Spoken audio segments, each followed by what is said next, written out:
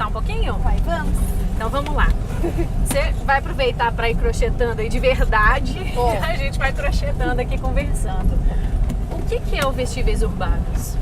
Então, o Vestíveis Urbanos, na verdade, é uma intervenção, assim, uma intervenção urbana que acontece em diversos lugares assim do mundo e consiste em cobrir o mobiliário com tramas coloridas, né? Então, os adeptos desse movimento, eles vão para as ruas e cobrem não só o mobiliário urbano, né? Mas também árvores, enfim, bancos de praça, monumentos, os postes, né? Alguém já te abordou? Não, assim? até na Floriano Peixoto a gente estava meio com um certo receio e tal. A gente falou assim, não, vamos sentar, vamos fazer o crochê, né? E vamos cobrir. E aí a gente vê o que acontece. Se alguém pedir para tirar, a gente tira, porque afinal de contas a gente não quer ofender ninguém, não quer criar problema. A gente quer, né, proporcionar uma experiência agradável. Então, se for para não ser agradável, também vamos fazer, né? Uhum. Então, aí eu acho que aí a gente sentou lá, fez, e aí a gente começou a cobrir. E aí os guardinhas passaram, liam, não falaram nada, sabe? Então, assim, aí eu achei bacana. E eu acho que até é um tipo de intervenção que não agride. Então eu acho que a gente provavelmente não vai ter problema, né? Não sei se, de repente, a gente cobrir um monumento, assim, sei lá, o pirulito da Praça 7, vamos supor. Não sei se a gente teria um problema, talvez sim, né? Aí não sei. Ou talvez a gente teria que pedir permissão. Eu acho que o ideal é sempre pedir permissão. Porque aí já é uma outra história, assim, né? Então você tá ali, agora um poste, né? Assim, um banco de praça, né? É um abraço mesmo, é um carinho, assim. Você falou que o movimento mundial, a gente conversando antes, você falou que era o yarn bombing. Até dei uma olhada e tal. Essa ideia do nome Vestíveis Urbanos veio de quem? Sua?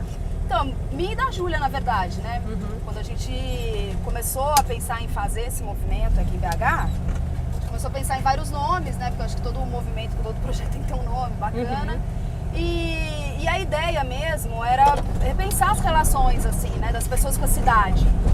Então, já que a gente tinha que cobrir o espaço urbano, né? E essa história de cobrir aí remete também ao vestir, e já que é urbano, e aí a gente acabou chegando num consenso, né, de que o nome seria esse, né, Vestíveis Urbanos. E o yarn bombing consiste na mesma prática, né? É a mesma prática, que é, na verdade, um bombardeio de fios, né? Então, assim, cada artista escolhe o lugar que vai bombardear, digamos assim, né, com esses fios e a técnica que vai usar. Então, não necessariamente o crochê e o tricô, que é o que o Vestíveis utiliza, mas qualquer outra técnica que envolva um trabalho manual e a produção de uma trama, digamos assim. Né? Nossa, mas tem o site, né? Como é que é o site? site? É Vestíveis Urbanos. Vestíveis Urbanos. Tem a página do Face. .com, Vestíveis Urbanos também. Legal. Que aí quem quiser pode dar uma olhada. Pode dar uma olhada, pode participar, pode contribuir, pode interferir. Pode crescer o movimento. Pode fazer parte do movimento, né? Assim, né? Nossa, eu acho que a gente só deu start, assim, né? Eu tava até pensando nisso outro dia. Teve um movimento aqui, não sei se você viu, você já deparou com algum. O Gabriel Guedes, um músico, que ele colocou uns pianos no meio da rua e tal. Eu achei isso lindo. É lindo e, no entanto, a iniciativa, ela esbarrava nessa coisa do vandalismo e tal. O crochê não, né? Quer dizer, você já passou em algum lugar onde você fez e não tava mais? Pra ser sincera, na Praça Floriano Peixoto, que foi a intervenção maior que a gente fez, que nós cobrimos 6 postes, assim, 6 postes. E eu passei lá, depois que a gente fez, assim, toda semana eu tava passando e tava lá intacto, assim.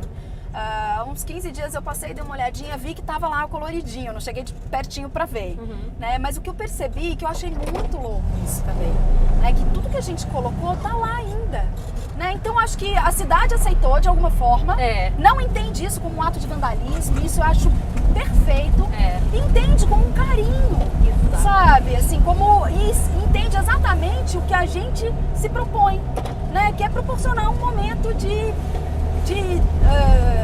aconchego mesmo, ou até de encantamento com a cidade, sabe? Você passa e fala assim, nossa, olha, né? Quem que fez? Né? Por que será que tá ali? Né? O que é aquilo? Né? Por que fez? Então as pessoas, elas param ali um instante para pensar em outras coisas que elas não fazem normalmente, eu acho. E o que se a gente fosse pensar assim, num significado, né? Um significado por trás, o conceito do movimento. O que é? Eu acho que é isso mesmo, assim, né? Repensar as relações das pessoas com a cidade, né? Um conceito de forma geral, né? Você acaba interferindo num espaço que aparentemente é frio, né? Ou é de concreto, e aí você colore esse espaço. E com isso você acaba despertando algumas sensações, né? Em quem passa, novas experiências, né? Então eu acho que o motivo principal é esse, assim, né? Você proporcionar novas experiências, né? Em quem está passando pela rua, né? E ao mesmo tempo questionar, assim, um pouco esse ritmo que a gente vive, né? Assim, é uma hora, assim, um momento que você tem ali que você para, tanto para quem está fazendo, né, a intervenção, quanto para quem está passando na rua, né? Então, assim, você acaba parando um pouco no tempo, né? Assim, tanto a técnica, que é um tanto quanto, né, demorada, enfim, não é uma coisa assim que é feita rapidamente, né? Então eu acho que é questionar essa relação que a gente tem hoje com o tempo, que é tão frenético, né? A gente passa pelas ruas, a gente passa pelas cidades, assim, meio que sempre com muita pressa, né? E sempre preocupado com outras coisas, e de repente o espaço urbano é tão interessante, né? Tem tanta coisa bacana. Aqui em BH eu particularmente sou encantada com a cidade, né? Eu sou de São Paulo, mas... Eu ia te perguntar pelo seu sotaque. Eu nasci em São Paulo, moro aqui há 13 anos, assim, é a cidade que eu escolhi para viver mesmo, assim.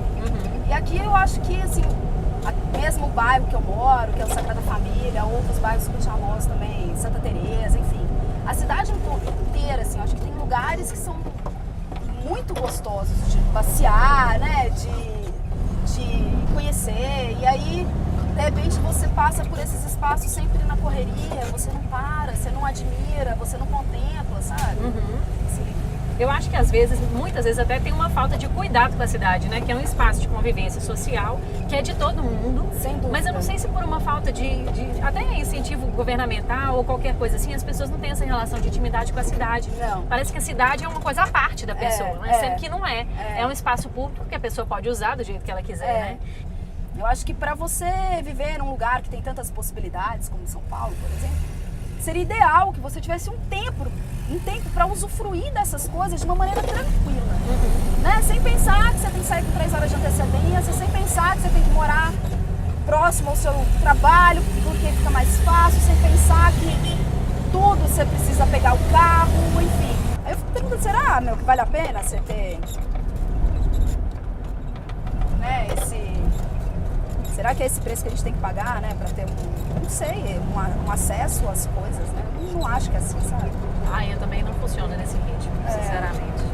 O que eu acho bacana de BH é que as pessoas se cumprimentam, se olham no olho, verdade. sabe? Em São Paulo isso não Tem rola. Isso. Por que você começou a fazer crochê? Então, eu faço crochê desde os meus 4 anos de idade. Nossa, alguém te ensinou, E sua aí mãe? uma tia minha, que é irmã da minha mãe, a tia Valdete, que é uma tia super querida, assim, já ela tem 83 anos. E ela fazia. Então eu sempre observei e gostei, né? Gostava, me interessei quando eu era pequenininha. E aí comecei a atormentar ela pra me ensinar. Ela não botou muita fé a princípio, mas foi me ensinando. E aí eu nunca mais parei, assim. Eu, né, sempre fiz, e é interessante pensar assim, né? Quando eu fico pensando sobre isso, assim, né? Eu faço crochê desde sempre, assim, né? Desde que eu me entendo por gente, eu faço, assim, né? Lógico que em determinados momentos eu fiz menos, em outros momentos eu fiz mais e tal. E é um bom exercício, né? Sem dúvida, sem dúvida. Até tem umas práticas meditativas, assim, que incluem essas técnicas, assim, como forma de, né, de parar, de meditar mesmo, né? É muito legal fazer artesanato, né? É uma coisa de esperar, de paciência, que é uma coisa que não existe praticamente, né? Hoje tudo é muito, né? Você aperta o botão, tá pronto, né?